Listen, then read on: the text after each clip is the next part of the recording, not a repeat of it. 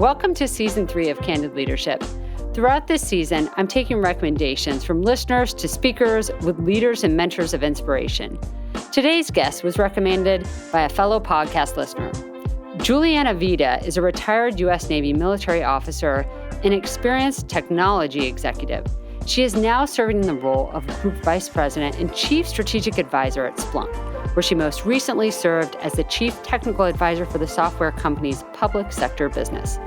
Previously, she served as a VP and team manager of executive programs at Gartner for almost 2.5 years. Her last role in the Navy, she served as the Navy's Deputy CIO for the Department of Defense. Her military career spanned over 27 years. She sees technological innovation as an opportunity not only to drive business and mission outcomes, but to also motivate workers of all ages and levels of technological maturity to contribute in meaningful ways and do their best work. Juliana, welcome to Candid Leadership. Thank you, Candace. It's a pleasure to be here with you. This is awesome. It's great to have you on this podcast because your amazing background is really phenomenal. I've heard you on some other podcasts as well, and that's why I had to snatch you up for the very last episode of the season. But I would love to start diving into that amazing background of yours. Let's talk to the listeners about kind of the circuitous start to your career. Yeah. Thank you, Candace. First of all, let me say I never could have foreseen or architected my career the way it's turned out at all. Without boring people too much, I'll just say coming out of high school, I was, college. I was ready to go to college and I was all sights on big schools, small schools, what most, high school seniors are going through this time of year. And then by a fluke, my sister, I have a twin sister, and we lived in downtown Lancaster, Pennsylvania. She happened to walk into a recruiting office, a Navy recruiting office, signed up for the Navy within a couple months of us graduating, came home and said, guess what? I just joined the Navy. And I was like, are you out of your mind? Like that wasn't even on our radar. That was not part of our life. Long story short, I end up going with her. I threw away my ideas about college for just a short time because I thought, I'll go in, I'll learn a language. She had signed up to be a linguist, a cryptologic technician interpreter. And I love foreign languages and thought, okay, I'll go learn that. And then I'll get my GI Bill money for college. And then I'll go back to college. Then I'll just do this Navy thing for a couple of years and then do the college track. Well, that didn't happen. I did enlist in the Navy. I enjoyed language school. I was very good at it. And I had someone believe in me and say, hey, do you ever think about the Naval Academy? And I had not.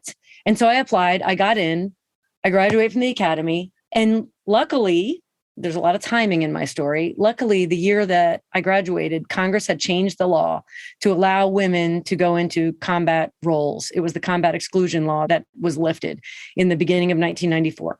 So the women in my class were the first women that had the opportunity to go to helicopter squadrons and fighter squadrons and combatant ships, et cetera. So I did that. I picked a combatant ship and I did well in my first tour. That set me up to be able to lateral transfer to aviation, spend about 12 years flying helicopters. And then boom, wouldn't you know it, I'm a commander select and I get sent to the Pentagon, which is where most senior officers go at some point in their career, which you very well know, Candace. In that role, I was just assigned randomly to be the executive assistant to the chief information officer of the Navy. And honestly, at that point, I didn't even know the Navy had a chief information officer or what that person did. So I had a lot of learning to do in order to be successful at my job. It turns out I'm a quick learner and I'm really good at building relationships. And so people in the building who I knew were very happy to help me when I asked questions, and I would take notes in a meeting and kind of pretend I knew what was going on and write, nod my head smartly. Then after the meeting, go find somebody that I knew and say, can you explain this to me? I don't understand what's going on here. And they were happy to do it. So that was my pivot to technology. And I did that for 4 years in uniform. And then when I retired, a GS-15 job opened up to be the deputy CIO for the Navy. And I was hired into that job. I was a client of Gartner. I had an executive partner, and about 3 years into my civilian job, they came to me and said, well, what would you think about coming to work for us? And I could not believe it. I mean, I really thought, me? Like total imposter syndrome. And I took the job and really enjoyed working with Gartner. And then about 3 years later, realized it was time for a change and started looking around on LinkedIn, and this job had splunked into my inbox. And now I'm at Splunk. And that's it. That is awesome. Yeah. I mean, it was just a series of good fortune and hard work and building relationships. Absolutely. And I think what's really critical to that background of your story that's, incredibly moving for me is the fact that you had the opportunity. I mean, you were one of the first, and the people that came before you opened that door for you, especially in the Navy, and you were able to walk through it with pride, then become an aviator, then go. And while you're at the Pentagon, there's this new area, this new pivot, and that really points to taking opportunities that are presented to you that you didn't even know existed sometimes and flourishing in them. I think that really says a lot about some of the attributes that you kind of capture while you were in the Navy. Yeah, of course. Now looking back, I see all of that. I did not realize that's what was happening, that someone was opening up doors for me to walk through. And I took the chance. It's funny, Candace. I told some people when I first started working at Gartner and definitely at Splunk, I don't really consider myself a risk taker. I'm fairly conservative. Like, I only drive 10 miles over the speed limit. I cross at the crosswalk. And people laugh at me. They're like, wait. You join the Navy, you go out on a destroyer, you're a helicopter pilot, and you don't consider yourself a risk taker. I've had to look at myself and say, well, I guess I am kind of a risk taker, because when you say yes to an opportunity that you never would have thought of or really didn't know much about, that is taking a risk. And the older I get, the more experience I get, the more calculated those risks are. But I'll be honest, looking back, I'm pretty proud of myself for taking more risks than I ever would have thought I would as an 18-year-old or as a 25-year-old or even as a 30-year-old. I'm so glad I did, because the world is full of so many cool opportunities. They're just out there for the taking. You just have to kind of trust that when people who know you say that you are a good candidate for an opportunity, you have to believe them. And I realized that I was holding myself back for probably the first 10, 15 years of my career. And then I started believing in other people who knew me and saying, you know what, if they think I'm good at this, I'm probably good at this. I'll say yes. Well, that's awesome. We're incredibly fortunate as a country that you did say yes. And the fact that you've pivoted back and forth. And that is one big point that you talked about when you got to the Pentagon. You're assigned this new job, and you're really talking about kind of digital transformation, the step that you take in, and then you started walking at a faster pace in this area. And how do you see that? How do you compare kind of the fact that now you are in such a data-rich environment that where you're working at Splunk? How do you kind of see that forecasting into the future? That is a great question, because you're right. I would say that my career and how I pivoted and how I learned quickly and then used that learning into a new career, that is exactly relatable to digital transformation. That's what we mean by agility. That's what we mean by you learn something, you make mistakes, you build relationships, and that pivots you into a new direction. And that is entirely relevant to when I speak with government leaders or public sector leaders about that's the mindset of digital transformation. You have to be open to learning something new, being humble, reaching out, learning, making mistakes, and then going, I need to turn left. This is where the market is going, or this is where technology is going, or this is where the world of work is going thanks to the pandemic. And I'm fortunate that I had the last couple decades to build that muscle, kind of learn that it's okay to step into something new and then learn and then switch directions when you have to. And that's how leaders today need to be thinking about digital transformation. Unfortunately, in the Department of Defense, there is still a very large bureaucratic machine in terms of acquisition. And we have to write a contract that's going to be good for something 10 years later. I mean, I think we all recognize that is not the way the world should be operating today. But we also have to be practical and realize that it's going to take a long time for those acquisition processes and well-meaning leaders to change, the processes that are in place. Plus, there's laws and regulations that go along with how the government buys things. But to get leaders to be thinking about, we've got to find ways to make decisions faster, to say yes to things that maybe we question a little bit. That's what taking risk is all about. Taking calculated, well-informed risks. Because if we don't, our competitors are going to continue to find our, let's say, weaknesses and capitalize on them, and we're going to fall further and further behind. So I think that's what you were getting at with your question, Candace. Did I miss something or miss an element of your question? No, absolutely. You're spot on. And I think that, people understand where those seams are. And sometimes it is difficult to be in the government, but those that are in there are the ones that really have to make that change. And you've spoken one bit as well about sharing information, right? We all want to do what's best for national security. You speak a lot about why data is so important. And when people know different bits of it, but if you're not compiling it all together or at least sharing it to get to the right person, whether it be the decision maker, the customer, someone that really needs to have that particular nugget to come to a much better resolution, there can be flaws in the system. And I think some of your history, especially when you're in the Navy, had a great lesson from that. Would you mind sharing that with the audience? Sure. There was a time, and this was before I pivoted into technology. This was when I was a helicopter pilot. I barely had any awareness of what it was called, the gig at the time, the Global Information Grid. But I was a helicopter pilot. I just wanted to execute my mission safely, be a good leader, and all of that. And there was, 15 years ago or something like that. But this is a routine mission that the Navy executes all the time. And that is when a carrier strike group goes in and out of the Straits of Hormuz into the Persian Gulf. So when an aircraft carrier goes in and out, it takes a bunch of ships with it. And they generally transit the straits during the day. Well, when that happens, the jets on the aircraft carrier are grounded. They don't fly. The jets don't fly, but the helicopters do. And the reason is to just kind of fly around and protect the carrier and make sure that no bad actors in the area get any ideas about getting too close, to the ships. And routine daytime mission. And I was the aircraft commander. We were just basically flying lazy circles around the aircraft carrier and some of the ships in company. It was a normal mission and everything was just standard until it wasn't.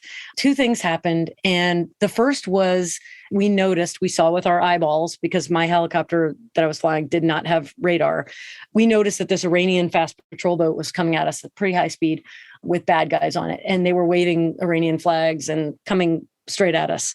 And so we had time. There's evasive maneuvers you take to show that you mean no harm. And we weren't trying to be a threat to these guys, but we definitely wanted to increase the distance between us and make them go away, while also showing them that we were protecting the carrier. So we start turning a lazy turn to the left, getting some distance, trying to reach them on the radio. And when we made that turn, the next thing happened. My co-pilot unintentionally hit the switch that fires chaff out of the helicopter. And chaff is not a weapon, but it looks like an explosion. It looks like you're shooting at someone when you fire it. This big cloud comes out of the side of the helicopter, a loud bang, and basically millions of tiny pieces of aluminum foil. It's not aluminum foil, but that's what it looks like. They pop outside the side of the helicopter, and it's meant to be a decoy. So if there's any missiles coming at you, that the missile is trained on that cloud of foil instead of the larger metal object that is the helicopter. So it looks like we've just fired at them, is basically what happened. So you might imagine that the crew in the back are kind of freaking out a little bit. They're chaff, chaff, chaff. And so we then have to move faster to get away from this cloud, because that's the maneuver, and also worry about what these Iranians are thinking. So long story short, we don't get shot down that day. Thank God. That's why I'm sitting here talking to you. But not good, not a good day. So we are able to get the carrier to bring the small boat up on the radio. Somehow it all settles itself out. Honestly, I don't remember the details. All I remember is we landed safely, we shut down, we go inside, and we debrief. And you might imagine that there was a lot of tense words, being thrown back and forth. But the reason I bring this story up and the reason it's relevant is because that almost turned into World War III because of a lack of data and information in the cockpit. The first thing was that the intelligence brief that we had gotten earlier in the morning had gotten stale, and we did not get an update. And so we did not know that Iranian boat was out kind of harassing other ships throughout the day, including merchant vessels and Navy vessels. If we had known that, maybe we would have reacted differently. We would have said, oh, that's contact XYZ, and this is what we need to do to just kind of leave them alone.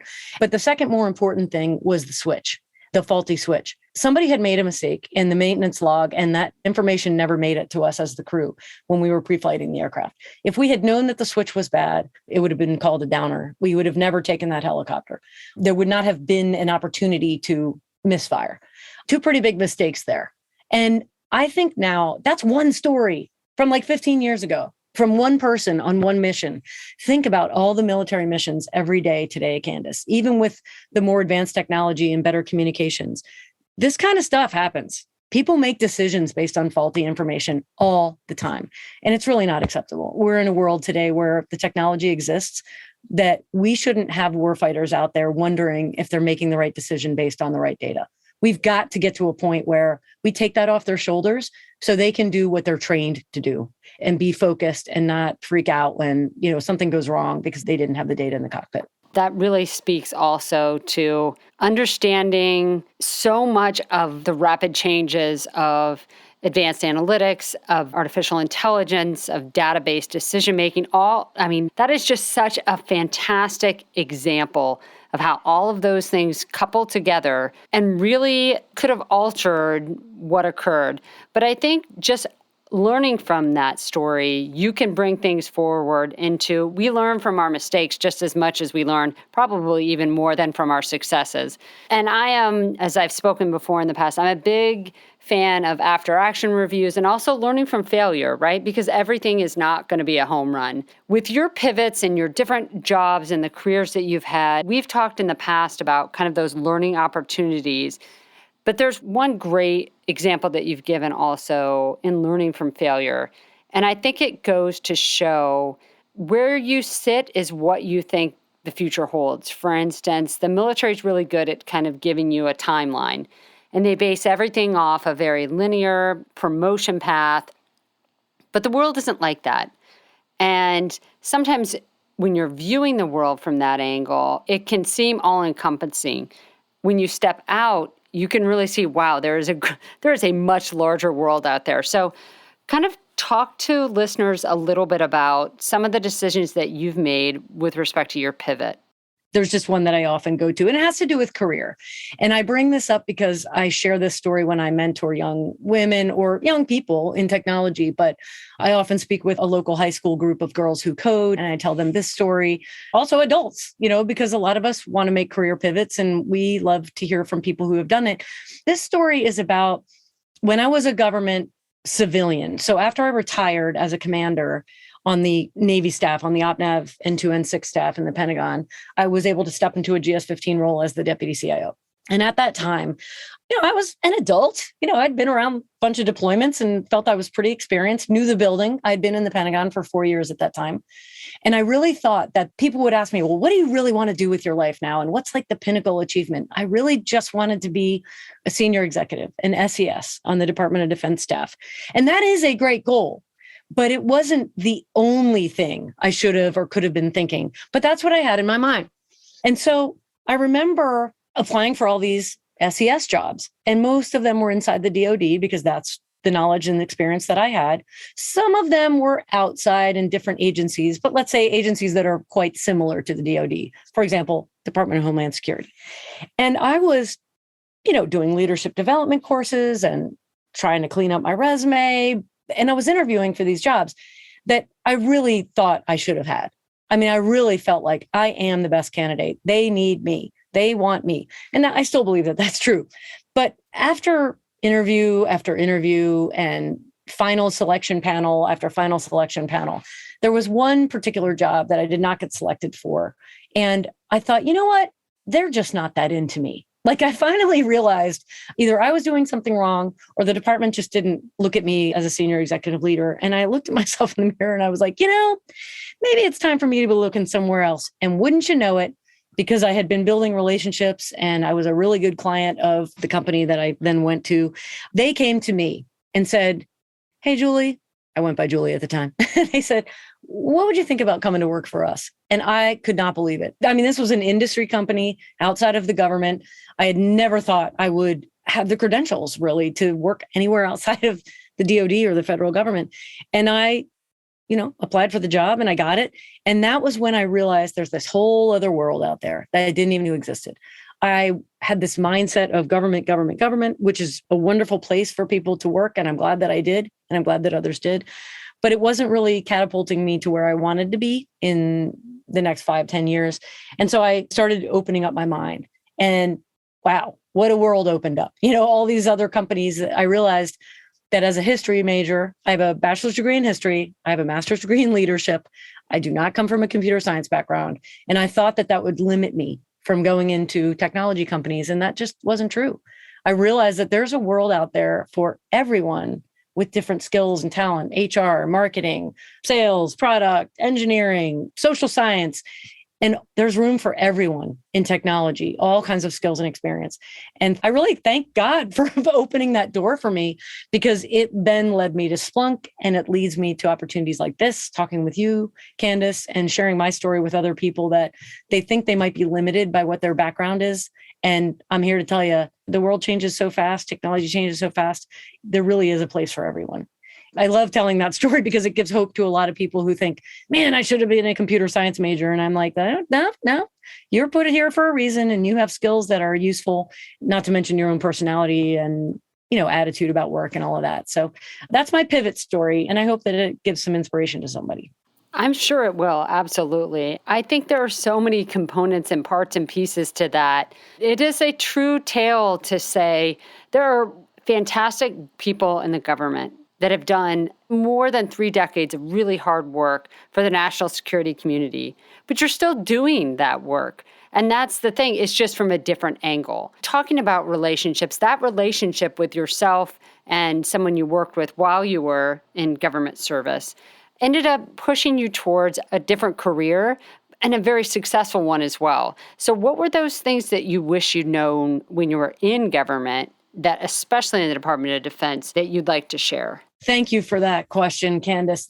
I might ruffle some feathers here or upset some people, but I'm just going to say it. When I was in the government, and I still see it today, because at Splunk, I support the public sector. So our customers are from the federal government, state and local government, and higher education. So I still engage daily with leaders inside governments of all sizes. And one thing that is still true today that was true then is there's still a pretty broad feeling of us versus them, government versus industry.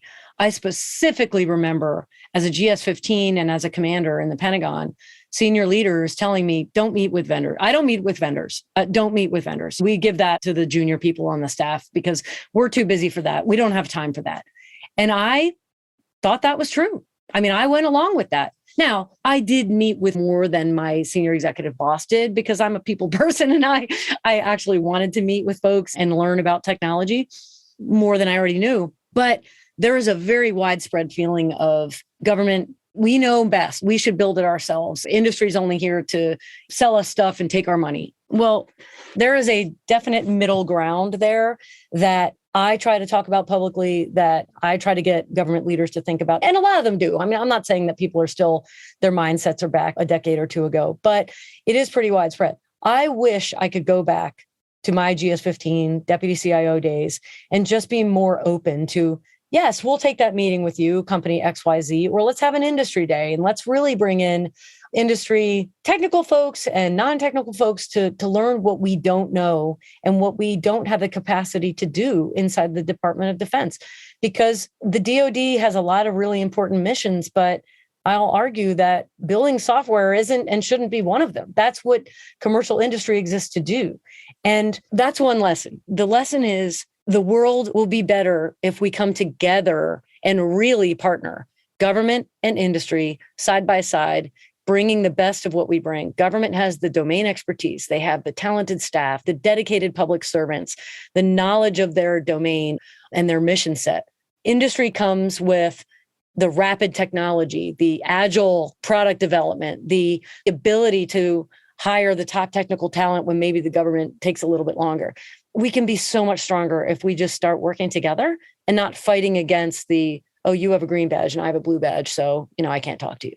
That's my number one lesson, Candace. One thing I wish I had done differently and wish I could do differently now.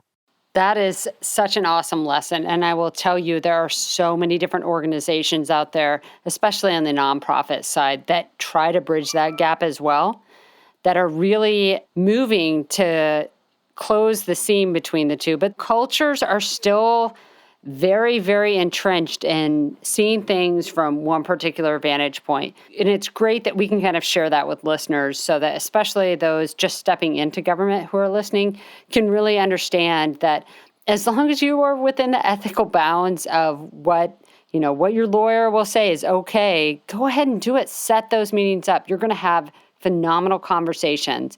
And at the end of the day, it's what makes the country best and the relationships that you can build. And that is relationships, so important, incredibly awesome. As we've had a great discussion thus far, I kind of want to end on one great point that I talk about with all of the wonderful people that have participated in Candid Leadership, and that's mentorship. What are your thoughts about mentoring? Of course, you wouldn't be where you are. I wouldn't be where I am without the support and the help of mentors along the way. But one thing I like to share, especially with younger folks, is that I took probably too long, longer than I would have liked, to realize what my personal responsibility and my role was in my own career development. I remember probably only about 10 years ago or so, I started hearing this concept of, especially with women, professional women saying, well, I have my own personal board of advisors and board of directors. And I was like, ooh, that sounds cool. And they said, no, I have different mentors that some help me with my personal brand and some help me with my financial literacy and some help me with how to present and speak in public. And I was thinking to myself, well, I don't have that. I don't have a personal board of directors. What's wrong with me? Why doesn't anybody want to mentor me? I'm so awesome. Wouldn't anybody want to mentor me? And then I had this aha moment, like, wait a second. I need to go out and find people. I need to be active in my own career, in my own development, and identify at least one person that I would like to ask to help me or be my mentor. And then that will turn into other relationships, because then that person might know somebody else who would want to help someone like me, or my network would grow that way. I really feel that I waited too long to take an active role in my own career, kind of back to my career pivot story. I was thinking, well, surely the government will look at me and say, wow, what an awesome GS-15. We need to make her an SES. No, it was on me. It was on my shoulders to make myself stand out. And same with mentorship. Now, younger folks don't realize that that's what they need to do. And that's where people like you, Candace, and myself can reach down and bring up people who are younger.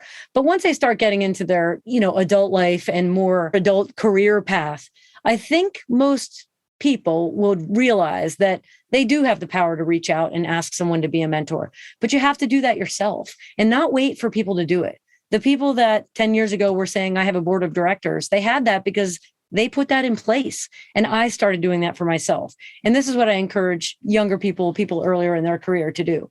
Go look at LinkedIn and look at the people who do interesting work or the companies that they work for, and reach out to them and ask if they would mind sharing some of their time and what you're looking for in a mentor or what you think you might want to do in a career. But take ownership of your own life and your own career and find mentors that are willing to help you along that journey. That's my piece of advice there. Juliana, that's spot on advice. I cannot agree more heartily to the fact that you are your best career manager, and no one cares as much about your career as you do. Now, there are so many great people out there that are willing to lend you a hand that they'll do it. They'll absolutely help you out, but sometimes you just have to ask. And that is great advice, that you really do have to dig in, care about where you're going, methodically think about it. And it can't be any easier now that we use social media. There are so many advantageous online opportunities that now is the time to pursue. Plus, the hiring market is pretty good. Mm-hmm. Absolutely. It's a great time for people to be building relationships and networks. And yeah, like you said, you just have to ask for what you want. That's another piece of great advice I learned in a leadership development program. Don't assume that people know you're ambitious. Don't assume that people, are just sitting around waiting for somebody to go mentor. Own it. And if somebody doesn't want to do it, they'll tell you. But what have you lost? You don't lose anything by reaching out, but you can gain a great friend, a great mentor, an advisor, or a champion for life. If people are on LinkedIn, that's a pretty good signal that they are willing to communicate and network with you. Otherwise, they would hide in the shadows and they wouldn't be there at all. Exactly, precisely. Is there anything else you'd like to speak with listeners about today? I think we've covered most of the topics, in terms of career pivots, technology pivots, looking for opportunities, walking through doors that are open for you. I think that's great content. I'm so glad that you do this for your listeners, Candace. It's really important for others to just see how other people become successful, how others climb the ladder or climb the jungle gym or the lattice matrix or whatever you want to call it these days. A lot of times it just takes one small step, just putting yourself out there, asking someone to help, saying yes to an opportunity that maybe you don't feel you're entirely qualified for. So what? Put yourself out there and see what happens. There might be someone on the other end looking for someone just like you. And it's pretty exciting. So thank you for doing this work and putting this podcast. Well, thanks so much for serving as a guest here. I really appreciate you being here. And listeners, I really appreciate you listening to this conversation with Juliana Vida. If you want more candid perspectives on leadership, go to colonelcandid.com. As we mentioned in the beginning, I'm always up for recommended guests. And this season was full of great leaders and mentors recommended by you, the listener. I would also encourage you to share this podcast with people that you know. If you've benefited from the information or wisdom shared by any of our guests. I know I grow with every listener that we have, and the show absolutely grows by word of mouth. I would encourage you to share this podcast with your friends, colleagues, or whoever you think could benefit from the information and wisdom shared by my amazing guests. I know I grow with every conversation, and I want to share that experience with as many leaders as I can. So this show grows by word of mouth. Be sure to share it, and please, if you think I've earned it, leave Candid Leadership a 5-star review on wherever you find yourself listening to this podcast. Thanks again for joining me. All views expressed are my own. I'm Colonel Candace Frost.